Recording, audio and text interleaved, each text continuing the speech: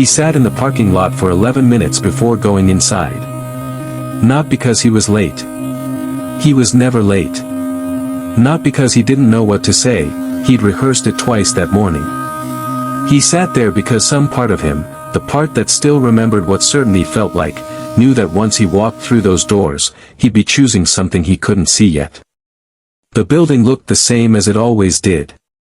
Gray concrete. Clean windows. The logo he'd walked past 5 days a week for 6 years. But sitting there, engine off, hands still on the wheel, he felt the weight of something unnamed. He went inside anyway. Across the city, a woman stood in front of a canvas that had been untouched for 6 weeks.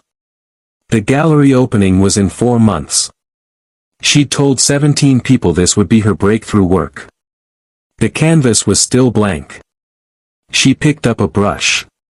Put it down. Picked it up again. Her phone buzzed. A reminder she'd set weeks ago, start the second piece today. She looked at the blank canvas. At the incomplete sketches scattered across her studio floor. At the mock-up she'd sent to the gallery that promised something she hadn't yet figured out how to create. She set the brush down. Opened her laptop. Started researching how to simplify the concept. In an apartment 20 minutes away, a man scrolled through 2 years of text messages. Highlighted sections. Screenshotted apologies. Documented promises. His friend had asked him last week, "Why are you still doing this?" He didn't have an answer that made sense out loud. But alone, surrounded by evidence he'd been collecting without knowing why, the answer felt obvious.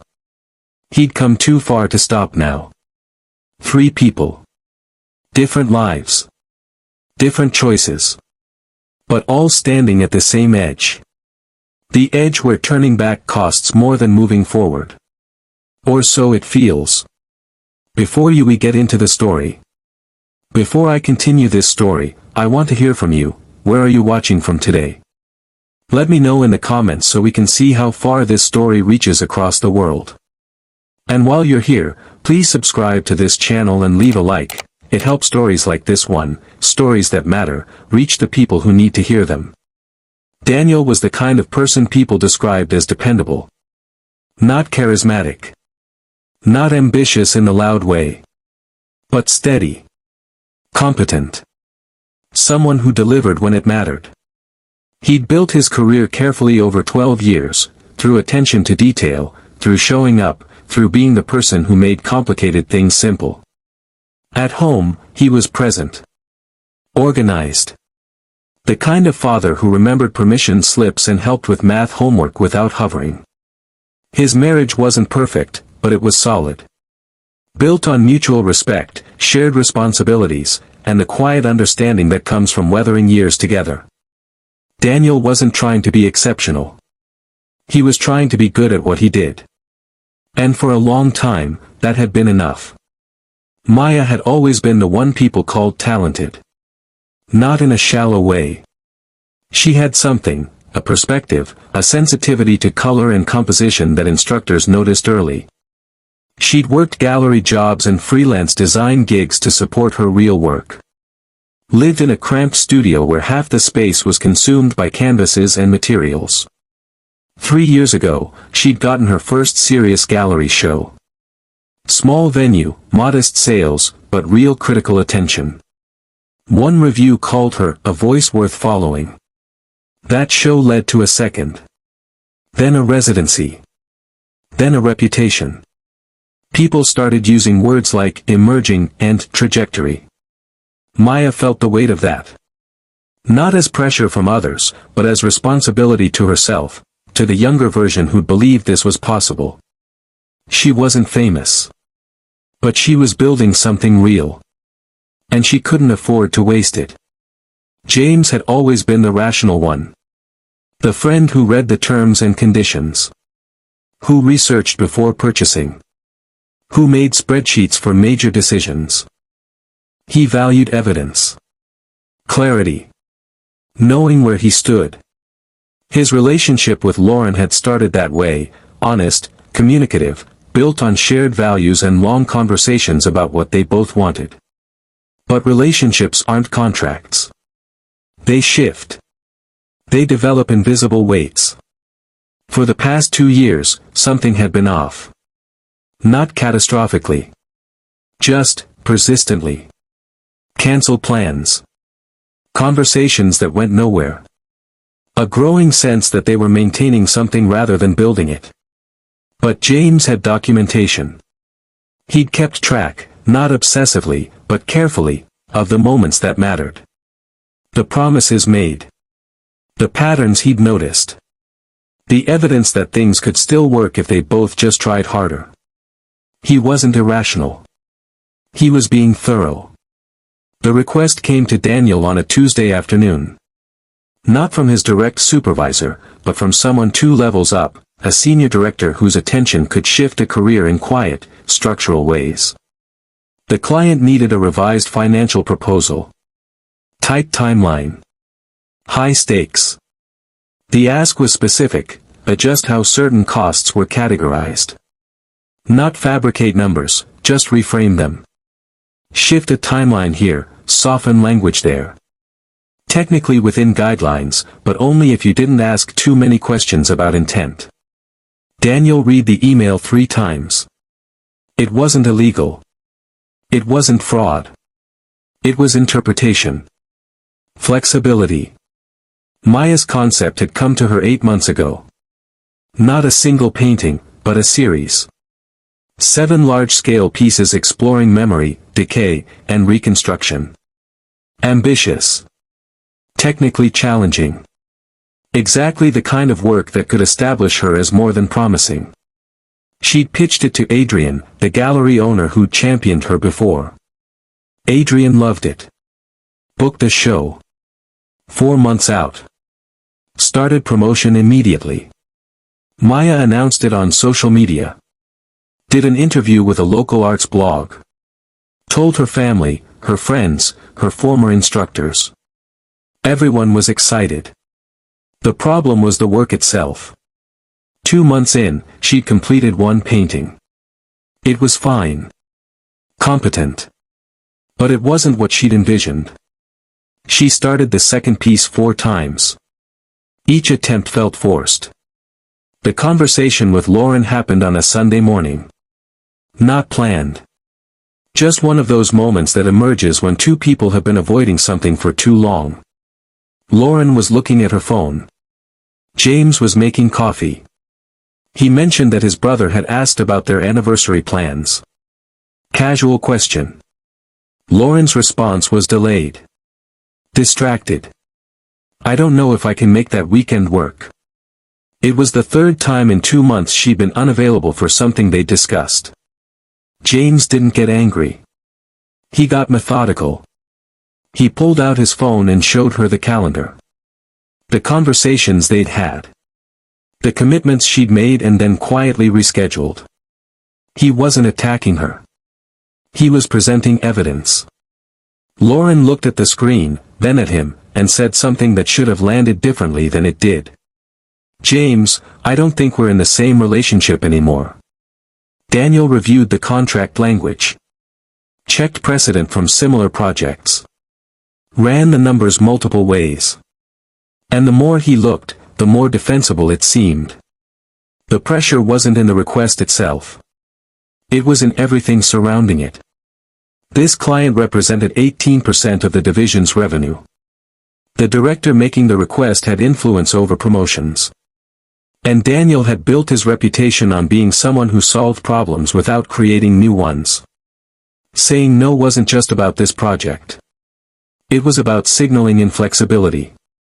Hesitation. He didn't want to be the person who made things harder. Maya told herself it was normal. That creative work required struggle. That breakthrough came through persistence. But 6 weeks ago, she'd stopped making progress entirely. Now she stood in her studio every day, surrounded by incomplete sketches and abandoned starts, trying to will something into existence that refused to come. The opening was in 4 months. Invitations were printed. Preview images were circulating. Adrian had already sold 2 pieces based on the mock-ups Maya had provided. Backing out wasn't just about disappointing people. It would mean admitting she'd oversold her vision. James heard Lauren's words. Processed them.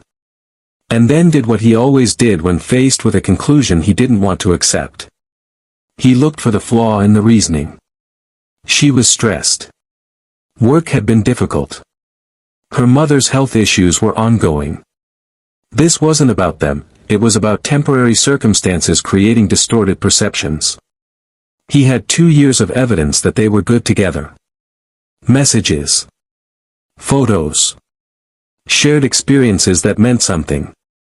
You don't just abandon that because of a few difficult months. He told her they should table the discussion. Revisit it when things calmed down. She agreed. But her agreement felt like exhaustion, not conviction. James didn't notice the difference. Daniel made the adjustments on a Thursday evening, after most people had left. Not because he was hiding, he just worked better in quiet. The changes were small. A cost moved from one column to another. A delivery timeline extended on paper to justify a different billing structure. Language softened in one section, tightened in another. Nothing that would trigger alarms. Nothing that crossed a clear line. He saved the document. Sent it up the chain. Closed his laptop. For a brief moment, sitting in the empty office, he felt something unresolved. But it passed. Maya decided to pivot the concept. Not abandon it, refine it. Make it more manageable. Instead of 7 large-scale pieces, maybe 5 medium-sized works. Instead of the original theme, something adjacent. Related. Still meaningful, but more accessible. She told herself this was artistic maturity. Knowing when to adapt. She didn't tell Adrian about the change. Not yet. She'd show her the new work when it was further along. She updated her approach. Started sketching again. Felt a small surge of relief that came from lowering the bar just enough to clear it. James started documenting more carefully. Not obsessively, methodically. He created a shared note where he tracked their interactions. How often they texted. Who initiated plans. The ratio of meaningful conversations to logistical ones. He wasn't trying to prove Lauren wrong. He was trying to identify the pattern. Understand where the disconnect was happening so they could address it systematically. When she seemed distant, he'd reference specific moments when they'd been connected. Remind her of what they'd built. Daniel went home that night. Had dinner with his family. Helped his daughter with her science project. Everything felt normal. Because it was normal. This was just part of the job. The new pieces came easier to Maya. Not because they were better, but because they required less of her. She worked steadily for 3 weeks. Completed 2 paintings that were fine. Competent. Gallery ready. But they weren't what she'd promised. When Lauren suggested they needed space, James countered with data. Relationships require investment, and space was just another word for withdrawal. He wasn't being controlling. He was being thorough. Because if you could identify the problem clearly enough, you could solve it. That's how everything else in life worked.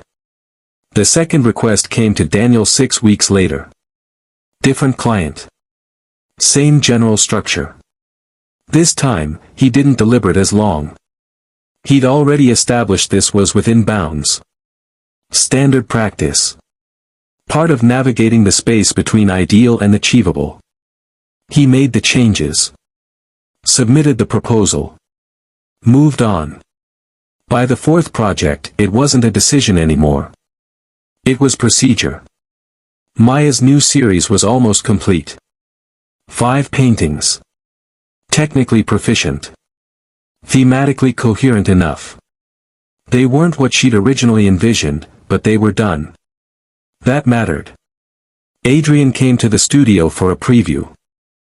Maya watched her move from piece to piece, her face carefully neutral in the way gallerists are when they're trying not to show disappointment. "These are beautiful," Adrian said. "But they're not what we discussed." Maya felt her stomach tighten. "I evolved the concept. Made it more focused." More focused or more safe? Lauren stopped responding to James's documentation. When he'd send her a message referencing a previous conversation, she'd reply with something short. Non-engaging. When he'd try to schedule time to talk through the relationship systematically, she'd say she was tired. James interpreted this as avoidance. If she was avoiding the conversation, it meant she knew he was right but wasn't ready to acknowledge it. So he became more thorough. Daniel had developed fluency. He knew which costs could be reframed. Which timelines could stretch. Which language would satisfy both client expectations and internal review. He was good at it. And being good at something feels like validation. The requests kept coming because he delivered. And he delivered because refusing would mean revisiting whether what he'd already done was questionable. He never sat down and decided to compromise. He just kept moving forward.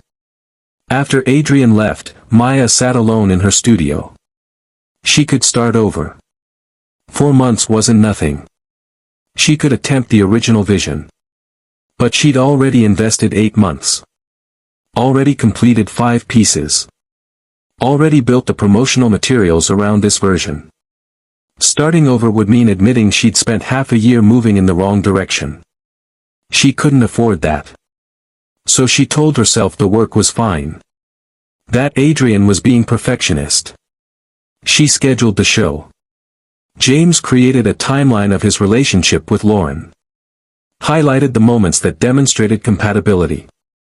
Cross-referenced her stated values with decisions she'd made. He wasn't trying to trap her. He was trying to show her what she was about to walk away from. One night, he presented everything. Calmly. Rationally. With evidence organized chronologically. Lauren listened. And then she said something that should have ended it. "James, I don't need evidence. I need to feel something I don't feel anymore." But feelings were subjective. Unreliable. Influenced by stress and circumstance. What they'd built together, that was objective. Real. He told her they should give it more time. That feelings fluctuate, but commitment endures. She didn't argue. She just looked exhausted. James took her silence as agreement. Each decision made the next one easier for Daniel. Each project created precedent. Each month added weight to the idea that turning back would mean acknowledging he'd been wrong from the start. Daniel didn't want to be wrong. So he built a framework that made him right. He told himself he was pragmatic. Efficient. A realist in an industry that rewarded results over rigidity. He told himself everyone did this. And the more he said it, the more true it felt. The shift was gradual for Daniel. A colleague who used to include him in strategic discussions stopped CCing him on emails. A junior team member seemed uncomfortable during a budget meeting but didn't say why. Daniel noticed but didn't investigate. At home, his wife asked one night if something was wrong. "He seemed distant," she said. Preoccupied. He told her work was busy. It was fine. But it wasn't fine. The show opened on a Friday night. Good turnout. Polite reactions. A few sales. But the reviews were lukewarm. One critic wrote, "Maya demonstrates technical skill, but the work feels tentative, as if she's holding back what she's really capable of."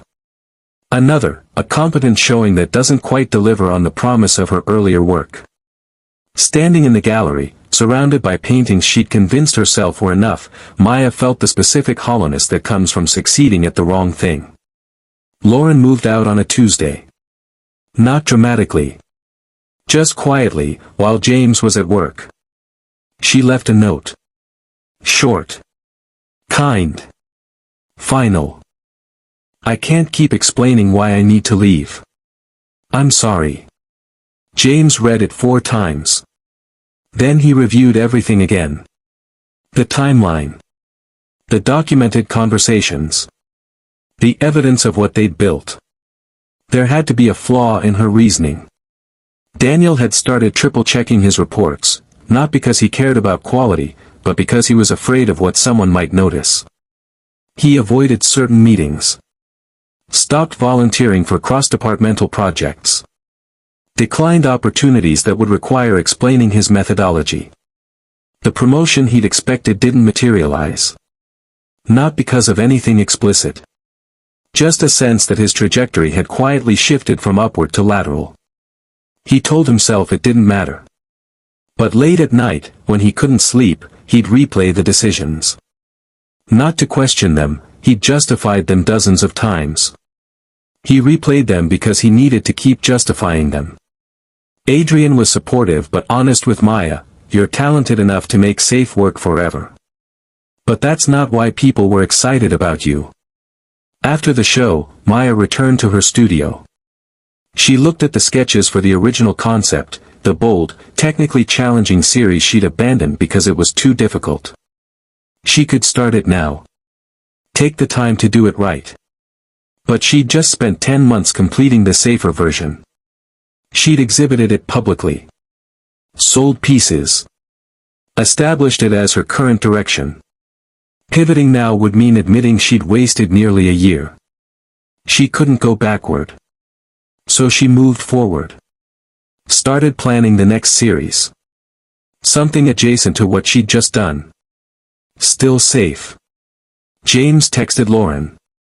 Long messages.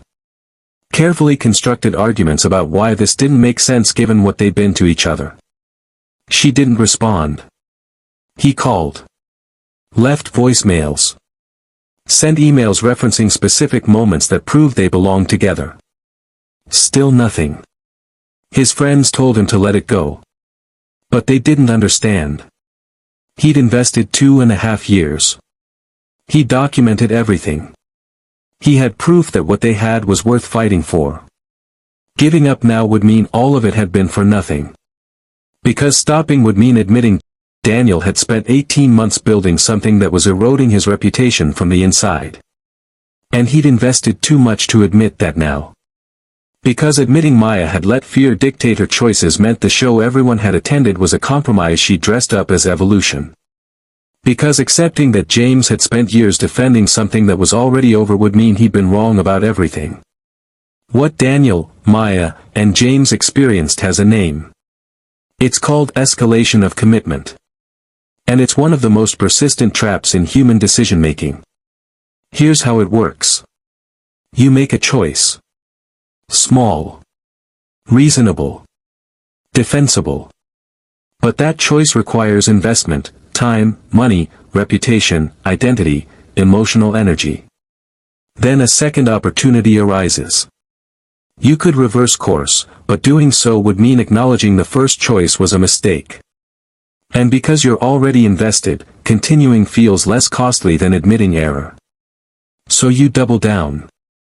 Each subsequent decision doesn't just add to the investment, it multiplies it. The more you commit, the harder it becomes to walk away, because walking away means accepting that everything you've already sacrificed was wasted. Economists call this the sunk cost fallacy. Psychologists call it commitment bias.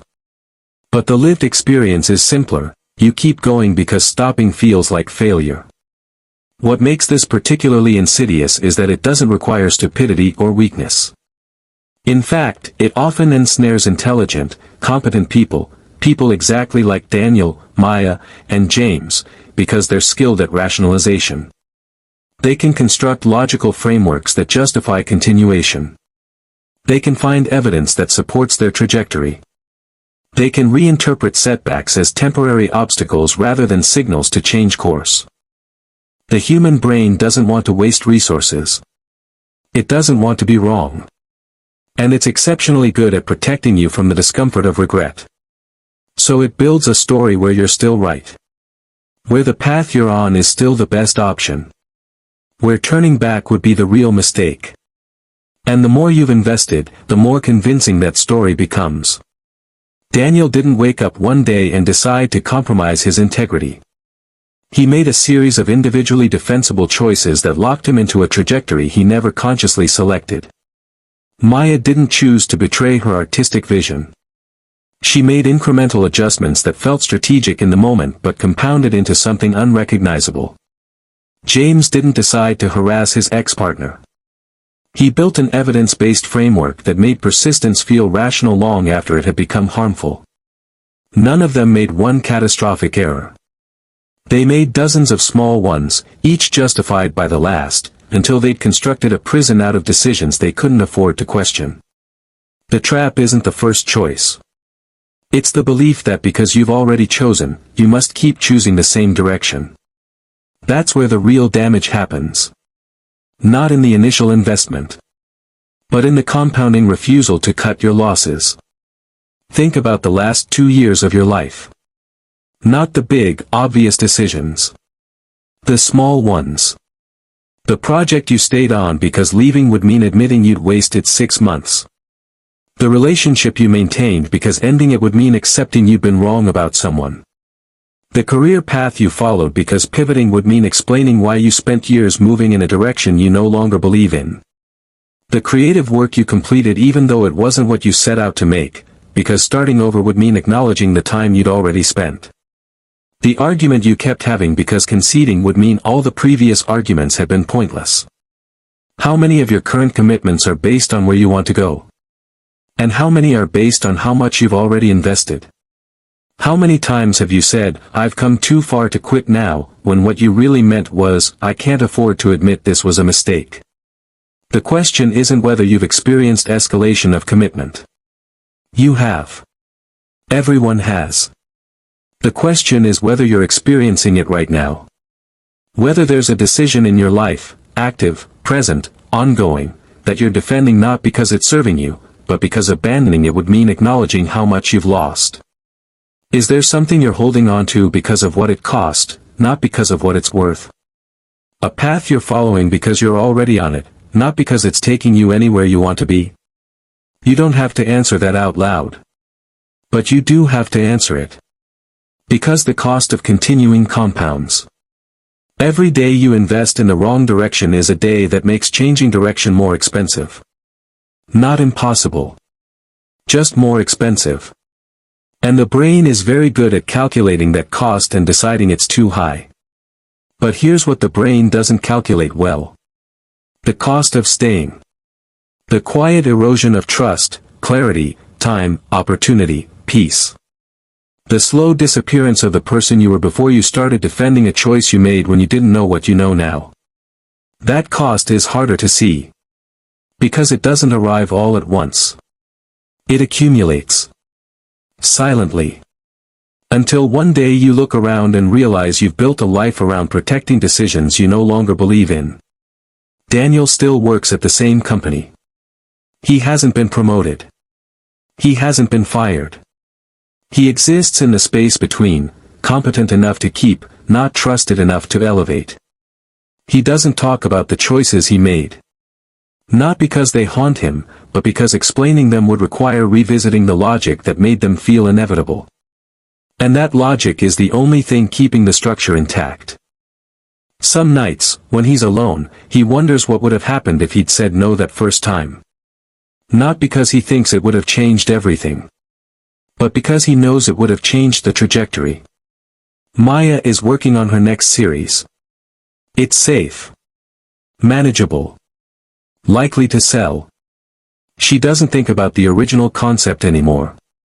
Not because she's moved past it, but because remembering it means acknowledging what she traded for comfort. Her reputation is stable. Not rising, but not falling.